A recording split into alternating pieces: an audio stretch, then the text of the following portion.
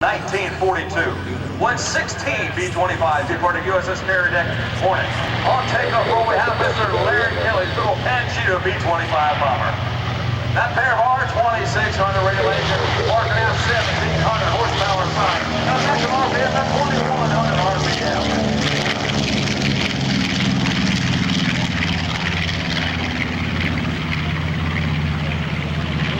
Our second B-25, called Briefing Time for the Millville N.J, being flown by Mr. Russ Strime this afternoon.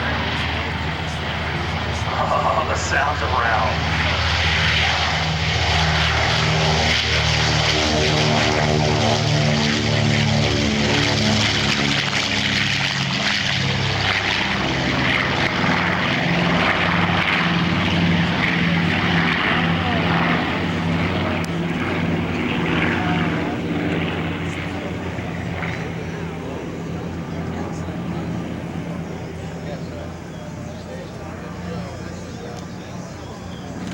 USF carrier, Mr. Colonel Jimmy Doodle at the time. 397 feet is what he took to take off. From the left right now, we have the beautiful B-25 Panchito being flown with Mr. Larry Kelly. The bomb bay doors open for us this afternoon. The B-25 departed that carrier deck. Now you think, okay, the guys in the 16th airplane take off, he had the full 800 feet. Each aircraft rolled up to the same starting point. Each aircraft took off with a full bomb load, full fuel on board the aircraft in less than 400 feet.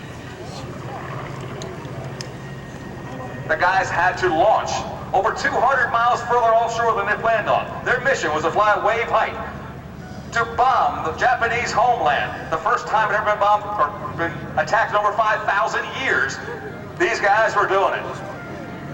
They got spotted by a Japanese junket ship at 200 miles further offshore than they wanted to be. Of course, the Hornet sank the Japanese boat, but they were kind of worried about whether or not they were able to radio back to homeland and say, hey, there's a boat here, 25s on deck. Did a little call to meeting all the pilots and all the crews of the aircraft. They went down and told the whole Hornet aircraft carrier. Said, guys, this is what's going on. If you don't want to do it, you don't have to do it. Nobody's going to feel sorry about it.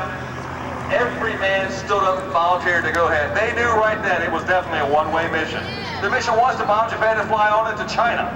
Land airplanes just trying to fly back to friendly shores. That 200 miles took down all the way. They did not have enough fuel to make it. Some airplanes might be able to make it. Very now it's full enough to back to the ground and they were put to Japan. And wait now, they were flying to 1,500 feet, dropped their bomb, then departed. Some of the airplanes came in, pitched up, like you see Larry Kelly just did with the B-25 Panchito, but they're pulling over the right side of the airplane for us. We got room to get around it? Yeah. When they returned,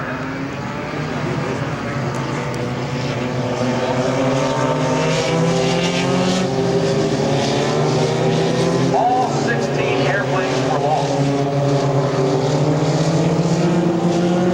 2 of their crews were captured by the Japanese and tortured.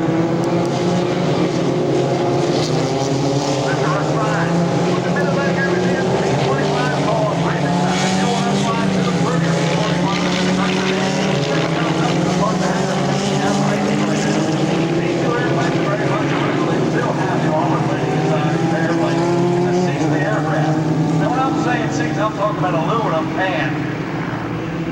It's not contoured to the human body. It's an aluminum pan. These guys sat on their parachutes. That's how the comfort was. If you look closely how close the propellers and exhaust packs are to the pilot on the left-hand side, you'll understand why all the pilots of B-25s were deaf in their left ear and all the co-pilots were deaf in their right ear. All 16 cylinders in there, and directly out of the tail into the aircraft. They produce that blue flame at nighttime, but Bruce at daytime just can't see it. But at nighttime, that blue flame coming out of the top cowling, all those blisters at the top above the wing of the aircraft, made them very easily spottable by the Japanese from high above. So what North America wound up doing, they made a collector ring for the exhaust stacks, took the exhaust on the cylinders on top of the wing, and ducked it down on the bottom side of the wing so you didn't see that blue flame at nighttime. The B-25 was a very formidable ground attack aircraft. It damaged many 8 cannons pointing right straight out the nose of the aircraft. You saw a B-25 coming at you with its guns blazing. You're done.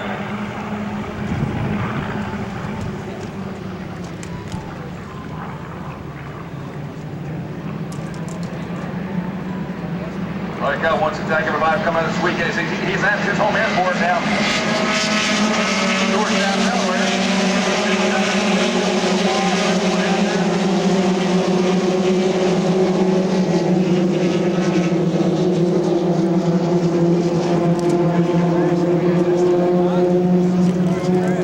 On Saturday, October 25th this year, 2008, that's Wings and Wheels Fall Festival at Georgetown Airport.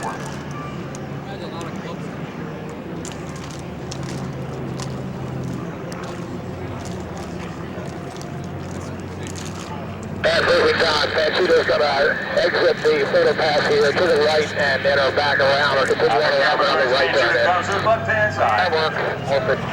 Now you thought the T6 would fight. Look at the size of B-25. That's a lot of airplane to keep polished.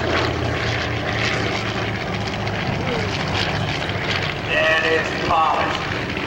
And I can say I had the opportunity to help polish that airplane a couple years ago. One little spot down beside the blister on the machine gun, the cheek guns on the B-25. Took all day to do that, but I got it done. I had a chance to ride that particular airplane. Panchito, Larry Kelly's flying for us this afternoon. I got to fly in that airplane. We went out and did straight runs on the John Brown, the merchant ship that the dude rides for out of Baltimore Inner City Harbor down there. They always have the fly over there, come there, they always have straight runs over the top. John Brown.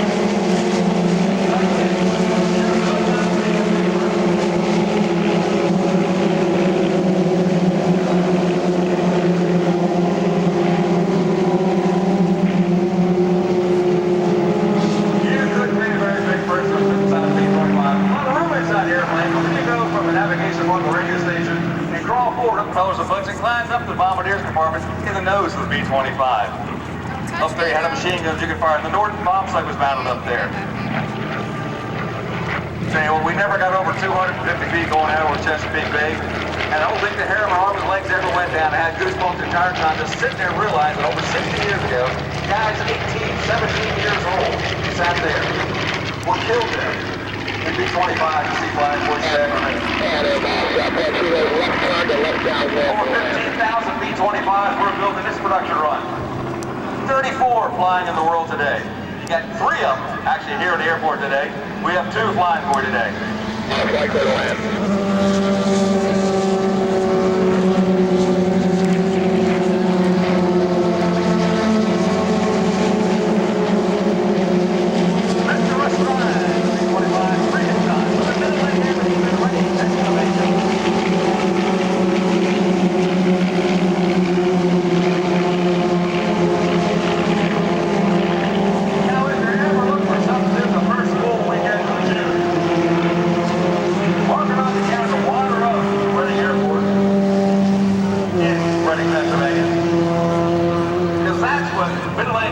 Has their what they call World War II weekend.